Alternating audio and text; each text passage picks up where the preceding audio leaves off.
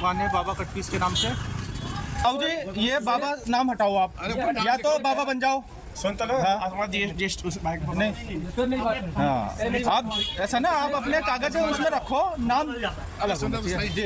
ये तो देखो, नाम तो देखो, नहीं, नाम से तो फर्क है। अरे ऊपर नाम भी लिखा हुआ है ना, शोएब अहमद। जब दूसरी जगह दुकान चेंज करेंगे, जब हम ये नाम हटा देंगे, बोला था आपने, है ना? चलो चलो करवा दो। जीएसटी वगैरह में चेंज हो जाता है। ये कब तक होगा भैया? हाँ जी, हेलो, कब तक होगा ये? आप हमें बताइए ना, कब तक होगा? अरे वो तो हटा लो, एक मिनट। हाँ बस, हाँ तो एक मिनट, हाँ जीएसटी में भी चेंज करा, जीएसटी में होता रहेगा, जीएसटी में बाद में होता रहेगा। देखो बाबा यहाँ पे सिद्धबली एक ही बाबा है, वो है सिद्धबली बाबा। अजीत ने वो खुली है, ये बाबा सिद्धबली स्वीट्स वगैरह क्या है? वो सब हिंदू की दुकान है। तो मुसलमान क्या हो गया? मुसलमान नहीं भैया, बात सुनो ना, अपने बाबा क्या पहचान से कीजिए। क्या पहचान से? अपने पहचान से कीजिए आप। ये तुम्हारी पहचान है क्या? ये बाबा हमारी पहचान है। हमारी पहचान है, क्या पहचान है तुम्हारी? हमारी पहचान है। भाई आपसे क्या उनकी दुकान? नहीं नहीं, एक बात सुनिए, आप सोचिए दुकान है।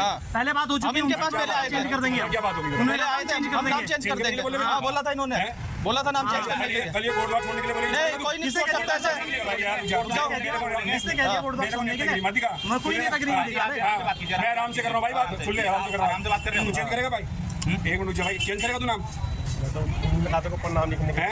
नाम लिखने के खाते को सिर्फ अहमद लिख देना। तूने कब से लिखा नाम?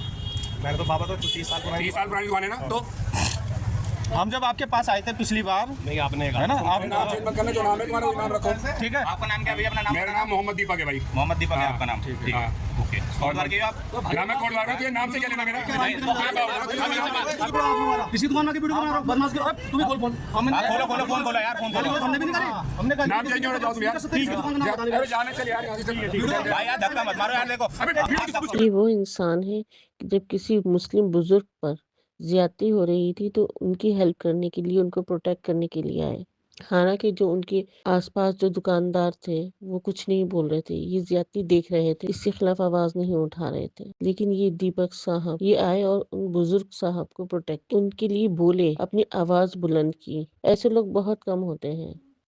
जय सिया राम, अस्सलाम वालेकुम, सत श्री अकाल, केम छो। ना मैं हिंदू हूँ, ना मैं मुसलमान हूँ, ना मैं सिख हूँ, ना मैं ईसाई हूँ। सबसे पहले मैं एक इंसान हूँ, क्योंकि मरने के बाद मुझे जवाब भगवान को देना है, इंसानियत को देना है, ना कि किसी धर्म को देना है। तो इस टाइम से आप एक चीज़ नोटिस कर रहे होंगे कि सोशल मीडिया पर एक वीडियो बहुत तेज़ी से वायरल हो रही है। हिंदू मुसलमान को लेकर किसी एक इंसान को टारगेट करना मेरे हिसाब से ये गलत है। ऐसा नहीं होना चाहिए, चाहे वो हिंदू हो चाहे वो मुसलमान हो।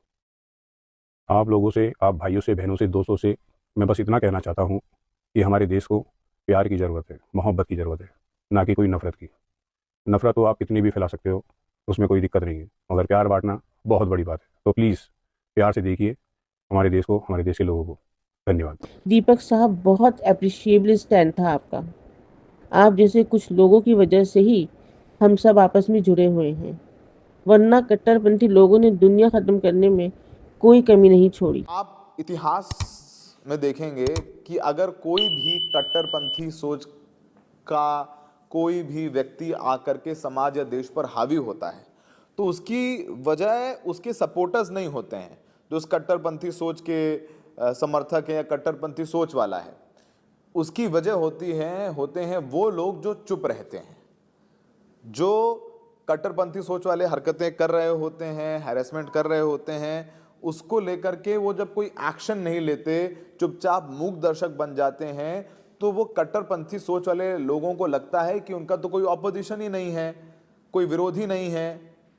तो वो चुप जो लोग रहते हैं वो कारण बनते हैं कि कोई हिटलर जैसा आकर के जर्मनी में राज करता है और लाखों लाखों यहूदियों को कंसंट्रेशन कैंप में डाल करके उनकी हत्या कर देता है। सौरभ जी, आपकी सोच बहुत अच्छी है। आप हैं, रवीश कुमार जी हैं, इतनी मुश्किलात उठाने के बाद भी इंसानियत के साथ हैं और अपने प्रोफेशन के साथ भी ईमानदार हैं। माशाल्लाह, बहुत हौसला है आप में। आपको मालूम है लिबरल होकर भी खामोश रहना कितना गलत है।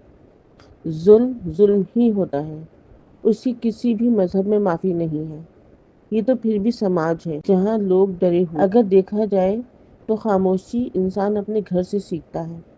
जब गलत हमारे घर में होता है और हम बोलते नहीं आपके रिश्ते टूट जाएंगे। गलत हमारे पड़ोस के साथ होता है। जब हम खामोश हो जाते हैं कि कोई नहीं बोल रहा तो हम भी नहीं बोलेंगे। हमें ये सिखाया जाता है कि किसी के मामले में नहीं बोलना, ये हमारी सीख में होता है। लेकिन हम अगर एजुकेशन की बात करें तो ये भी एक सच है कि अगर आप जुल्म देख रहे हैं तो एक दिन उस जुल्म की आंच आपके घर भी आएगी और आपका घर भी उसमें जल जाएगा। इसे सेल्फिशनेस कहते हैं। हम दुनिया में किसी न किसी मजहब में जन्म लेते हैं, लेकिन इंसानियत का सबक यहीं आकर अपनी रिलीजियस बुक्स में पढ़कर सीखते हैं। और जहाँ तक मेरी नॉलेज में है, किसी भी मजहब की बुक में नफरत नहीं है। और अच्छे कर्म करने वाले को जन्नत यानी स्वर्ग मिलेगा और बुरे कर्म करने वाले को जहन्नुम यानी नर्क। इसीलिए अगर हम एक इंसान हैं तो छोटी से छोटी बुराई को करेक्ट करना हमारी ड्यूटी बनती है। जब भी हम बड़े बड़े मसलों को सॉल्व कर सकते हैं। नफरत एक शैतान है जो बहुत जल्दी फैलता है, यानी हक पसंद लोग बहुत परेशानियों का सामना करते हैं और नाहक पर चलने वालों के पीछे एक लंबी कतार होती है। और ये हमें पता होना चाहिए, सिर्फ हमारे साथ हमारे कर्म होंगे, भी अच्छे कर्म, वो हमारा हमेशा साथ निभाएंगे। तो इसलिए सबको चाहिए कि गलत कहीं पर भी होते देखें, अपने घर में देखें, अपने पड़ोस में देखें, अपने एरिया में देखें, रास्ते में किसी को मदद की जरूरत हो मदद करें उसकी।